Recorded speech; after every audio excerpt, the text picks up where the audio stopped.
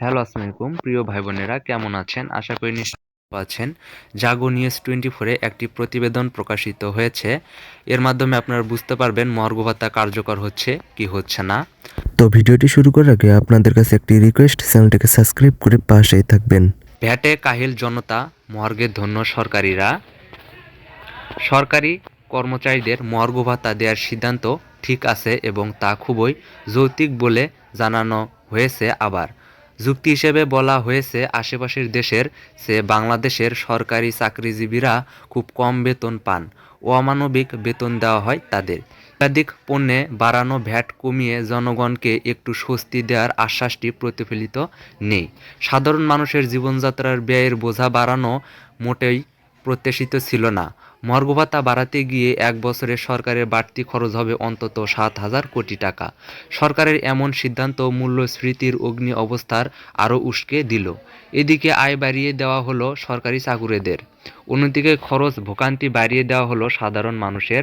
রাজস্ব আদায় বাড়ানোর কথা বলে অসময়ে শতাধিক পণ্যের ওপর ভ্যাট বাড়ানোর মাঝে জনকল্যাণ চিন্তার চেয়ে একতরফা শাসনের চিন্তা বেশি স্পষ্ট। আন্তর্জাতিক মুদ্রা তহবিল আইএমএফের পরামর্শ ছিল করজাল বিস্তৃত করে রাজস্ব কমানোর। সেখানে প্রকারান্তরে জালে ফেলা হলো সাধারণ জনগণকে। বেতন বাড়াতে গিয়ে 14 লাখ সরকারি চাকরিজীবীদের চেয়ে 17 কোটি মানুষকে এক অর্থে শিকার বানানো হলো। অথচ সরকারের দিক থেকে জানানো হয়েছিল মূল্যস্ফীতি নিয়ন্ত্রণ কার্যকর পদক্ষেপ নেওয়ার কথা। বাস্তবে দেখা গেল আরেক বৈষম্য, একটা পক্ষে আয় বাড়ানো আর একটা পক্ষের ব্যয় বাড়ানো। মূল্যস্ফীতি নিয়ন্ত্রণে সংকোচনশীল মুদ্রানীতির পাশাপাশি সরকারের ব্যয় কাটছাঁট করার কথা শোনানো হলেও করা হলো উল্টোটা। সরকারিদের মহার্গে নিয়ে সাধারণ ক্রেতাদের টিসিবির ট্রাক দেখিয়ে দেওয়া হলো। সেখানেও গোলমাল, প্রচুর সংখ্যক ভুয়া কার্ডের কথা জানিয়েছেন বাণিজ্য উপদেষ্টা নিজেই। তারপরও বাজার সিন্ডিকেট ভাঙতে এবং বাজার নিয়ন্ত্রণে আনতে প্রতি মাসে হাজার হাজার অভিযান চালানো করছে জাতীয় ভোক্তা অধিকার সংরক্ষণ অধিদপ্তর। রাজধানী ঢাকায়ও তাদের প্রতিদিন 8 থেকে 10টি টিম কাজ করে। বন্ধের দিনও অভিযান চলে। অন্যায় বৈষম্যের সঙ্গে একটি সমাজের বেশিরভাগ মানুষের মাখামাখিতে যা হওয়ার বাজারে আসলে তাই হচ্ছে। সামনে রমজান, তখন কি হবে উদ্বেগের বিষয়। রমজানের সময় বেশি গুরুত্বপূর্ণ হয়ে ওঠে সয়াবিন তেল, চিনি, ছোলা, খেজুর, সেমাই।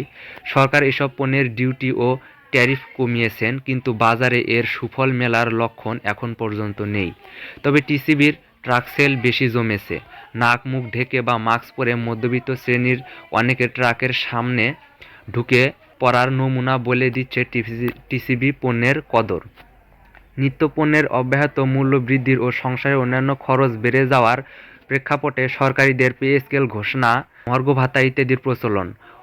অসরকারি ও বেসরকারি এ শুমারিতে আনা হয় না, তাদের ভরসা টিসিবির ট্রাকে। আরেকটু খোলাসা করে বললে, তারা টিসিবি ট্রাকের সামনে লম্বা লাইন দাঁড়িয়ে নিত্যপণ্য কিনবে আর অতিরিক্ত কর দিয়ে এই মর্গ ভাতার টাকা যোগান দেবে।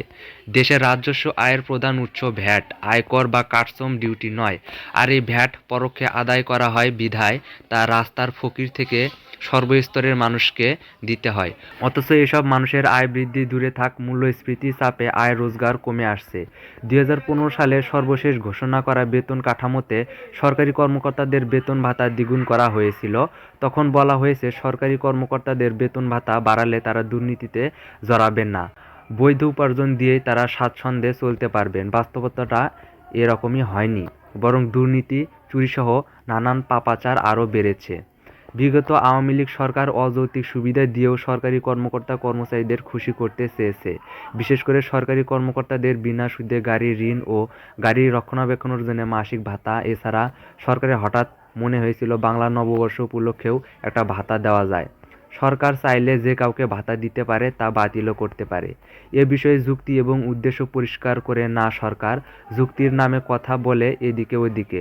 সরকার বা নিয়োগকর্তার চাইলেই বেসরকারি খাতের কর্মীদের জন্য মর্গের মতো কোনো ভাতার ব্যবস্থা করতে পারবে না। সমাজের সব মানুষ ভাতা চায় না কারো কারো কাছে অসম্মানের। তারা চায় কাজ, কাজের মাধ্যমে আয় রোজগার। ব্যবসায়ী, বিনিয়োগকারীরা চান পুঁজির গ্যারান্টি। পুঁজিতে টান পড়ে গেছে ব্যবসায়ীদের অনেকের, না পারছে সইতে, না পারছে ছেড়ে দিতে। বিতাড়িত সরকারের আমলে রাজনৈতিক টালমাটাল সময় থেকেই একটা অব্যক্ত অস্তিত্বে ভুগছেন। খরার টানের কথা বললেও সরকারের একতরফা উন্নয়ন বাজনায় তা তলিয়ে গেছে। সচরাচর রাজনৈতিক অস্থিরতা বাড়লে দেশি বিদেশি সব বিনিয়োগই কমে। জাতীয় সংসদ নির্বাচনের বছর এ প্রবণতা হজম করতে অভ্যস্ত ব্যবসায়ী বিনিয়োগকারীরা। গত বছরের ৭ জানুয়ারি একতরফা জাতীয় সংসদ নির্বাচনের পূর্বপর জুলাই আগস্টে গণ আন্দোলনে দেশ আরও অস্থির হয়েছে।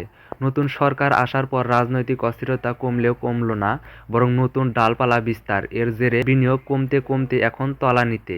এসব নিয়ে পরবর্তী সরকার ও ব্যবসায়ীদের মধ্যে যে আলাপ আলোচনা ও সমস্যা সমাধানের উদ্যোগ দরকার, সেখানে মোটা দাগের ঘাটতি। লেখক, সাংবাদিক, columnist, deputy head of news Bangla vision, যা আমি আপনাদের মাঝে তুলে ধরলাম। তো ভিডিওটি ভালো লাগলে চ্যানেলটিকে সাবস্ক্রাইব করে পাশেই থাকবেন। সবাই